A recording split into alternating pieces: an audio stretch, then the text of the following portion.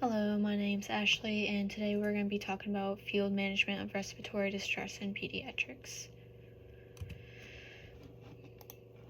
Within the field of emergency medical services, pediatric emergencies represent a smaller portion of overall call volume. Among these, respiratory distress comprises 12 to 15% of emergency responses involving children aged 2 and younger. Pediatric patients are more challenging to manage than adults due to their unpredictable presentation. While adults typically exhibit more consistent and progressive signs of deterioration, children can compensate for illness effectively until they reach a critical threat point. As a result, they may appear clinically stable despite underlying pathology, then rapidly decompensate when their compensatory mechanisms fail. Pediatric anatomy presents unique challenges compared to adults, primarily due to the smaller body size and narrower airways. These anatomical differences increase the risk of airway obstruction. Additionally, infants and young children are obligate nasal breathers, meaning nasal congestion alone can cause significant respiratory distress.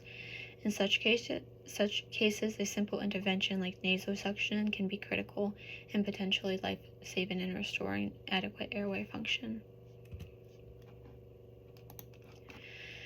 When assessing a pediatric patient experiencing respiratory distress, it is essential to evaluate key indicators such as work of breathing, mental status, circulation. Signs of increased work of breathing may include retraction, nasal flaring, tracheal tugging, and head bobbing.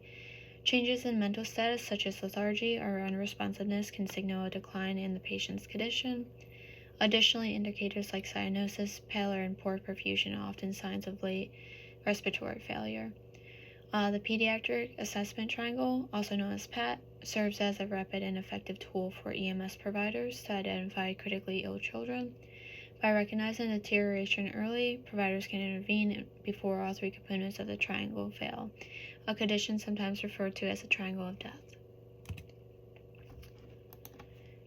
Children are susceptible to respiratory conditions much like adults, although these conditions are rarer in the pediatric population. Respiratory conditions require prompt recognition and appropriate interventions. When managing pediatric airway emergencies, it is most effective to begin with basic life support interventions and escalate to advanced life support measures only as clinically necessary. In children, excessive or aggressive intervention can exacerbate their condition, particularly in upper airway emergencies where inflammation and swelling are primary concerns. Even minimal agitation, such as crying, can worsen airway edema, potentially leading to complete obstruction. Invasive actions like airway inspection or the use of adjuncts should be minimized unless absolutely required. Instead, providers should prioritize patient positioning that promotes comfort and optimizes airway patency. Allow for natural drainage of secretions and limit suction into situations where it is clearly indicated. Endotracheal intubation should be reserved as a last resort, used only when the child is no longer able to maintain their own airway. The most common upper airway conditions encountered in pediatric patients are croup, bacterial tracheitis, and epiglottitis. Croup is the leading cause of inspiratory stridor in children, typically resulting from a viral infection. It presents with a characteristic barking cough, hoarseness, and mild to moderate respiratory distress. Treatment primarily involves nebulized epinephrine to alleviate airway swelling, along with corticosteroids such as dexamethasone to reduce inflammation and improve symptoms. In pediatric patients, particularly infants and toddlers, the use of blow-by-oxygen and nebulized medications is essential to minimize agitation and reduce exposure to unnecessary stimuli that could exacerbate distress. Bacterial tracheitis should be suspected when a child with croup-like symptoms fails to improve with standard treatment. Bacterial tracheitis can lead to significant airway obstruction, often requiring airway management and various intravenous antibiotics. Epiglottitis, though less common due to widespread vaccination against Haemophilus influenzae type B, remains a potentially life-threatening condition. It typically presents with high fever, drooling, difficulty swallowing, a muffled voice, and tripod positioning. Respiratory distress may develop suddenly. Immediate airway protection is essential, with management requiring airway securement, preferably in a controlled environment, with anesthesia and surgical support followed by intravenous antibiotics. Early detection of these conditions is critical to prevent deterioration and ensure appropriate intervention in the pre-hospital or emergency care setting.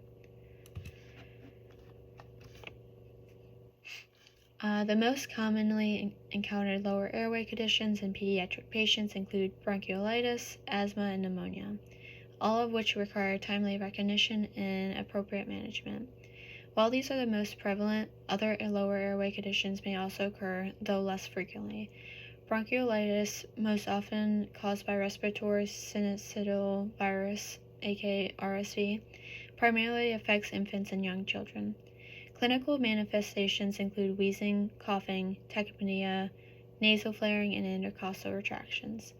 Management is largely supportive, focusing on oxygen administration for hypoxia, nasal suction to relieve airway obstruction, and maintaining adequate hydration. Bronchodilators are typically not effective unless the child has a history of reactive airway disease. Asthma involves chronic airway inflammation, bronchoconstriction, and mucus overproduction. It commonly presents with expiratory wheezing, dyspnea, chest tightness, and increased work of breathing, including the use of accessory muscles. Treatment includes inhaled or nebulized bronchodilators such as albuterol, system corticosteroids, and supplemental oxygen as needed. Pneumonia in children may present with fever, cough, tachypnea, and oscillatory findings such as crackles or diminished breath sounds. In younger children, non-respiratory symptoms like abdominal pain or vomiting may also occur. Bacterial pneumonia typically requires antibiotic therapy, while viral pneumonia is managed supportively. Early recognition, close observation, and timely interventions are essential in all cases to prevent rapid deterioration, particularly in infants and young children with limited respiratory reserve. Encountering respiratory distress in young children can be a highly stressful experience. However, it is essential for healthcare providers to remain calm to help reduce anxiety in both the patient and their family. The unique anatomical features of pediatric patients, combined with their ability to compensate only briefly before rapid decompensation, make managing these situations particularly challenging. Families depend on our expertise to intervene effectively during these stressful situations. Clear and empathetic communication ensures all involved are informed of the planned interventions prior to the execution. The child's outcome is directly influenced by the care and decisions to make during these critical moments. And these are just the sites used. Thank you.